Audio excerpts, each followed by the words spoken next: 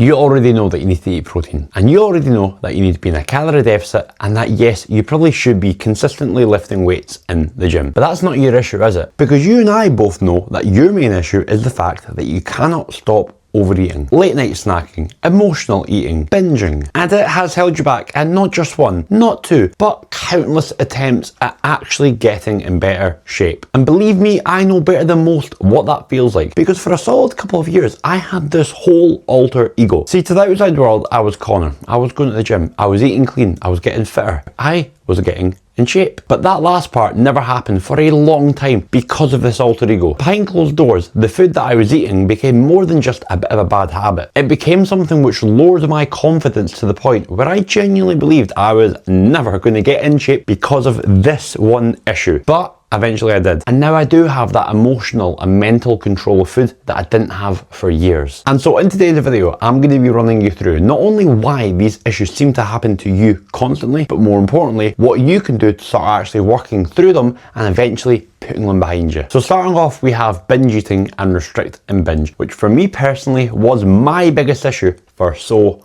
long. See, every time I would go into a diet, I would always go into this mindset where automatically, without even trying, I would instantly start categorizing foods. That's a good food, that's a bad food. I can't have any treats, I can't have any cheat meals, I can only eat good foods, I can't have any bad. I was just putting myself into this big ball of stress because I was removing one thing that you should never remove from food: enjoyment. Because I was also going into this mindset where I was thinking, right, I'm going to have to eat really clean and healthy. And back then, my idea of clean and healthy was chicken and rice, chicken and veg, plain this, plain that, removing any sense of fucking flavour from my meals because, oh no, I can't enjoy my foods because I'm on a diet, so I've got to be good. That was the way that I was looking at it, and I know that is the issue that is holding you back right now. What I am not saying is that you should still just absolutely eat everything in sight, because I am not a fan of the whole if it fits your calories, which you see a lot on social media where it's saying eat absolutely everything you want as long as it hits your calories. I don't think that's very smart. But if I'm to tell somebody, by the way, for the next 8, 10, 12, 16 weeks, you are under no circumstances allowed this one thing, what is that person going to think about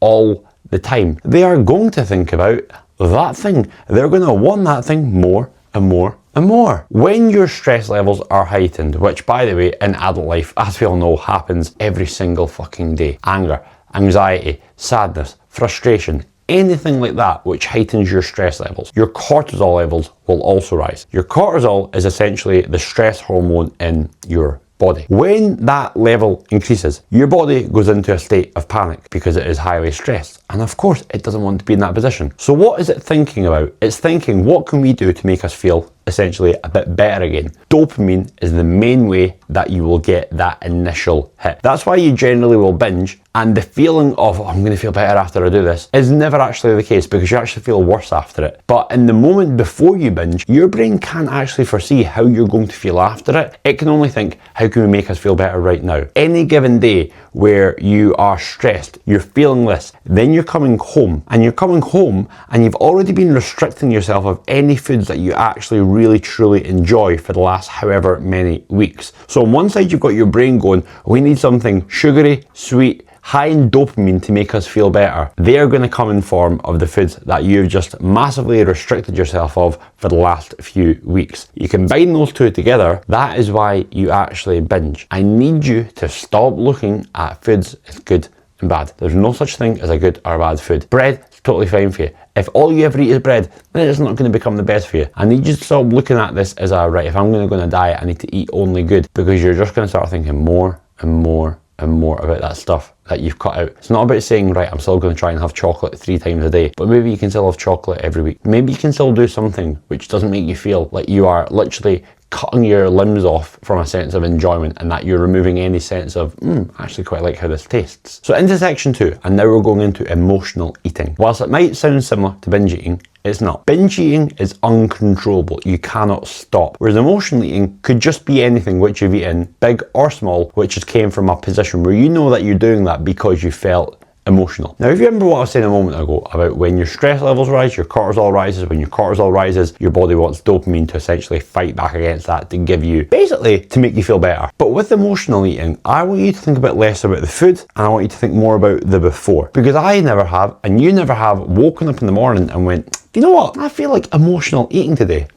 Nobody's ever thought of that in their life. So something has happened, and that's where people don't really see it. Because for years I used to think, oh, I'm just uncontrollable with food. It wasn't that. I just wasn't controlling my emotions. At the time I was working in McDonald's, high intensity, busy place, and I was a manager at the time. So I'd be having a lot of different staff members come up to me with issues. Then I would have customers giving me abuse about that. Then I'd have my manager giving me grief. And I would come home and I'd be like, oh my God. And then that's when I would end up getting a takeaway when I didn't really want one. Or I would end up walking to the shops to buy chocolate when I didn't even really feel any hunger. What are the common triggers in your life? Because if it is something to do with your job, I'm not trying to say quit your job. Maybe potentially speak to somebody at your job about what's going on. It's a hard one for me to fully tell you because I don't know what's going on in your life. But I need you to guilt trip yourself less, because a lot of your emotional eating is not a lack of discipline. Of course, sometimes there is going to be an element of sometimes you have to try and say no to certain foods when you know they're not really going to make you feel better, or they're not really going to serve you a better purpose. However, I need you to think about less as I'm uncontrollable, I've just got no discipline, I'm going to be a failure forever with my food and with my body. No, I need you to think about, right, my emotions are getting heightened at certain points every single day. Every time I overeat, every time I emotional eat. Because if you were to look back at the last 10 times that you emotional ate, or you overeat in general, if you were to be able to go back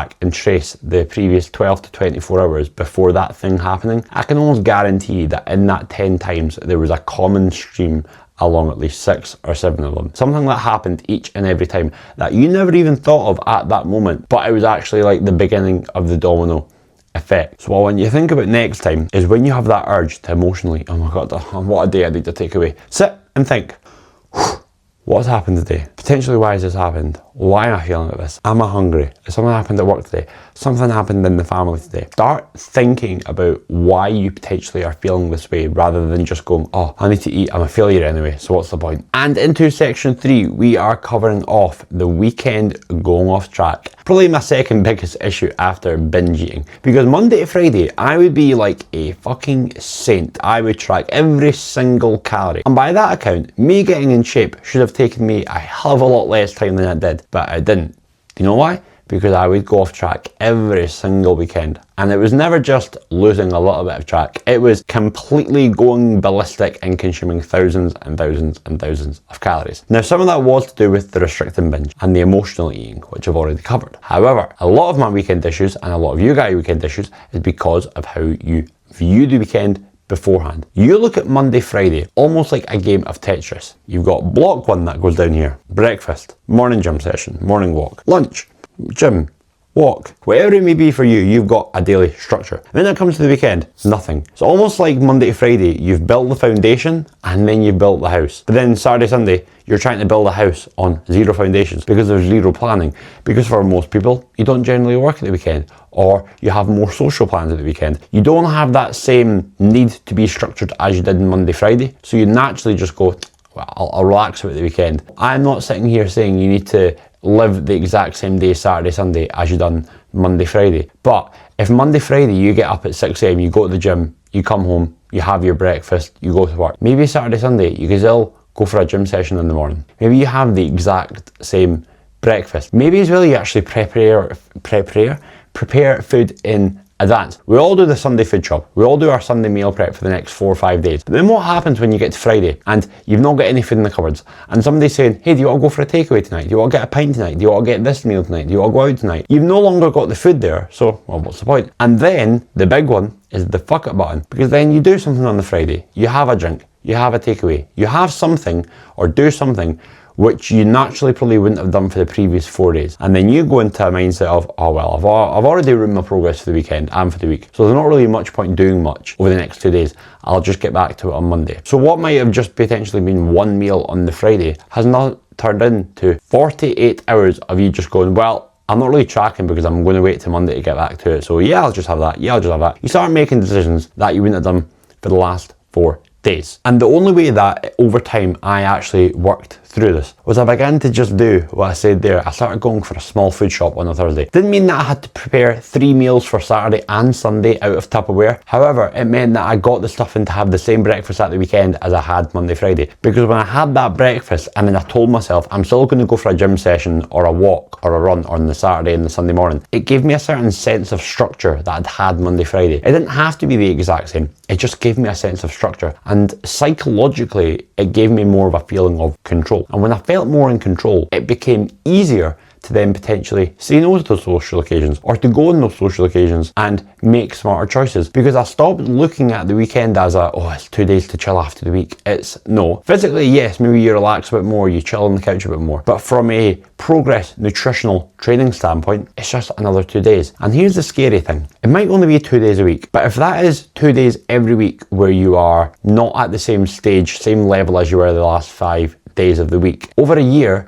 that is 104 days that you are just, it's only the weekend. 104 days, it's like a third of the year. Imagine the progress that you could be making, even if you changed that from 104 down to 30. Because I'm not expecting perfection. You shouldn't expect perfection of yourself as well. You shouldn't expect to have the whole, I need to be perfect to make progress. Imagine if you could just have that bit more control on the Saturday, that little bit more control on the Sunday. It's not about being perfect over the weekend. It's just about stop going Monday, Friday, Monday, Friday, Monday, Friday, Monday, Friday, Saturday, Sunday. And then you're like, oh my God, how do I get back up to there? Right, now I need to go crazy. And this year, this moment here, this I need to go crazy is the moment where you go to Sunday and you go, oh my God, I've ruined the week this weekend. I need to lock in tomorrow. And then what do? You go back to what I said earlier. You go back to, I need to lock in. I need to cut out all bad foods. I need to only eat good foods. The cycle begins again. I can safely say that over my years struggling with yo-yo dieting and binge eating and emotional eating, what I have just covered here today were the ultimate 100,000,000% main issues that I had to overcome. And I truly believe majority of people's issues when it comes to overeating can be categorized as either emotional eating, over restriction, and then binging. A lack of understanding why they feel certain ways, why they feel urges, why they feel triggers to eat certain essentially shit foods. And when I say shit, I mean how they make you feel. When you have a chippy, you don't feel great physically after it, but you do it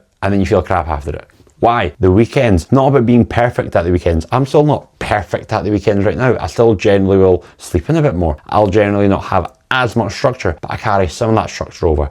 And actually working on that over time gave me a lot more control, because then I got to Monday and I was like, oh my God, I actually feel quite happy with my efforts over the weekend. My scale weight hasn't went all over the place. I don't feel like I've lost my progress from last week. Oh my God, I'm going to do this again. And you do it again, and then you do it again. So I hope that you've taken a lot away from this video. And what I'm trying to remind you is that your progress with your dieting, with getting in better shape, it will massively be impacted by your control of nutrition. There's no two ways about it. There's no getting away from that. However, you need to look at it less from a, I need to be more disciplined, and more of a, I need to understand me, my body, and my mind, and my organization better. Like I said, I hope that you've taken a lot away from this video. If you would like to get in touch at all with any form of questions that you've got around this, then the link to my WhatsApp or my Instagram is down below. As for that, I hope that you have a fantastic rest of your day, and I will see you later.